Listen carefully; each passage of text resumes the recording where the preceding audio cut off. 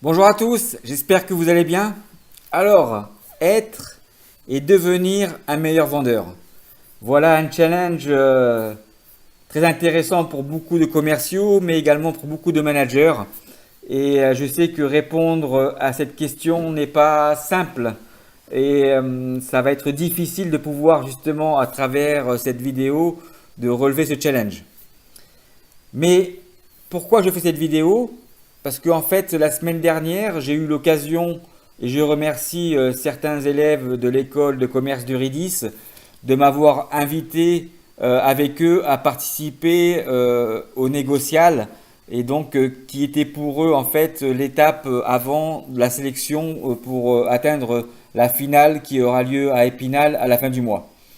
Et donc, ces étudiants que j'ai eus lors des formations que je fais chez Eurydice concernant cette fameuse connaissance du cycle d'achat client m'ont simplement convié à être avec eux pendant une journée et nous avons échangé sur beaucoup de sujets et j'espère qu'ils ont pu apprendre à travers cette journée-là beaucoup de choses qui leur sera bénéfique pour leur vie future donc de vendeur. Mais je vais donc essayer donc à travers cette vidéo de répondre à un certain nombre de questions suite effectivement à cette journée et bien sûr à d'autres questions ou en fait à d'autres demandes d'autres commerciaux que j'accompagne ou ou que je rencontre lors de cette fameuse formation sur la connaissance du cycle d'achat client en complément des techniques de vente, c'est de prendre en considération un certain nombre d'éléments pour pouvoir en fait être et devenir le meilleur vendeur possible. Donc la première chose que j'ai pu constater et que je constate encore peut-être à mon goût malheureusement, c'est de dire et d'enseigner aux vendeurs et aux commerciaux que la chose la plus importante pour réussir à vendre, c'est d'écouter le client ou d'écouter les prospects. Oui, c'est vrai, mais c'est complètement faux. Ce qui est le plus important, c'est de comprendre le prospect et de comprendre les clients sur ce qu'ils ne vous disent, mais surtout sur ce qu'ils ne vous disent pas. Et donc ça, vous allez pouvoir le travailler à travers, justement, et dans la première phase de votre cycle de vente, dans la phase de découverte sur les fameuses étapes de questionnement. Et donc ce qu'on appelle l'entonnoir de questionnement dans la phase de découverte que vous connaissez, j'espère tous, sur les questions ouvertes, les questions fermées, les questions alternatives, les reformulations, les oui de contrôle, etc., etc. Donc tout ça, c'est un jeu de questionnement qu'il va falloir mettre en place, mais ce qui est le plus important également à comprendre dans cette partie-là, et on sait que effectivement les meilleurs commerciaux passent 2 fois plus de temps et posent 2 à 3 fois plus de questions que les commerciaux ou les vendeurs moyens ou moins bons, c'est parce que ces éléments, ou en tous les cas les éléments de réponse qu'ils vont pouvoir obtenir, vont leur servir à justement à mieux répondre dans la phase de soutenance et de démonstration de leur solution et à travers une meilleure compréhension. Et là, justement, on va pouvoir être également, avoir un élément de réponse, en tous les cas, de jouer sur l'ensemble d'un cycle de vente, sur ce qu'on appelle maintenant la vente émotionnelle. Si vous ne faites pas une bonne phase de découverte, comment vous allez pouvoir restituer en fait et être dans une vente émotionnelle et une réponse à un besoin. Et donc votre solution ne sera pas forcément la meilleure réponse si vous n'avez pas fait une très bonne phase de découverte.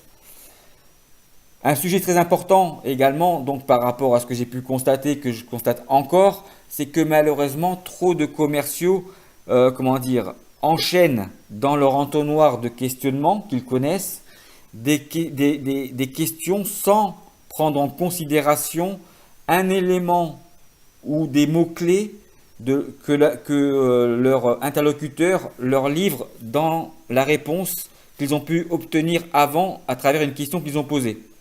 Donc malheureusement, ils enchaînent les questions les unes après les autres, mais sans se servir des éléments de réponse qu'ils ont pu obtenir. Pourquoi? Parce qu'il ne traite pas ce qu'on appelle le BBDP. Le BBDP, c'est quoi? C'est 4 éléments qui sont très importants à traiter en phase de découverte et en fait que vous pouvez traiter dans n'importe quel ordre de votre manière ou de votre façon de réaliser votre phase de qualification. Le BBDP, c'est quoi? C'est le budget du prospect ou du client, d'accord, qu'il peut avoir ou pas. C'est le besoin qu'il peut exprimer ou pas. C'est le circuit de décideurs ou l'identification des décideurs qui vont en fait justement prendre la décision d'investir ou d'acheter la solution que vous leur proposez. Et c'est le planning. À la fois le planning donc d'une décision possible lorsqu'on est en B2B par exemple ou même en B2C et le planning de mise en œuvre d'un projet. Donc ces 4 éléments sont les 4 éléments que vous devez travailler et traiter dans votre phase de découverte. Peu importe l'ordre. Ce qui est important, c'est de les prendre en considération. Et bien sûr, le plus facile pour pouvoir traiter et amener et créer une phase de sympathie ou d'empathie avec vos prospects, c'est de commencer par le besoin.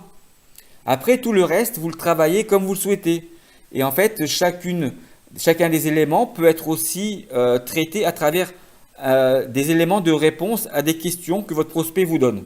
Donc voilà en fait la manière qui est pour moi la manière la plus efficace de pouvoir traiter convenablement une phase de découverte, c'est de traiter et de jongler comme à travers vos questions, pouvoir traiter l'ensemble de ces 4 éléments.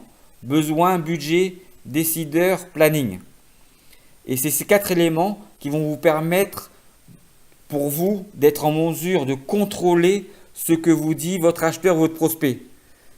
Ce qui est important, ce n'est pas simplement pour un vendeur d'obtenir la confiance d'un client, mais c'est également de s'assurer que le vendeur peut avoir confiance en ce que lui raconte et ce que dit l'acheteur ou le prospect en question. Ça, c'est aussi important, puisque la confiance, c'est un échange bidirectionnel, d'accord? Et elle va se construire tout le long de votre cycle de vente.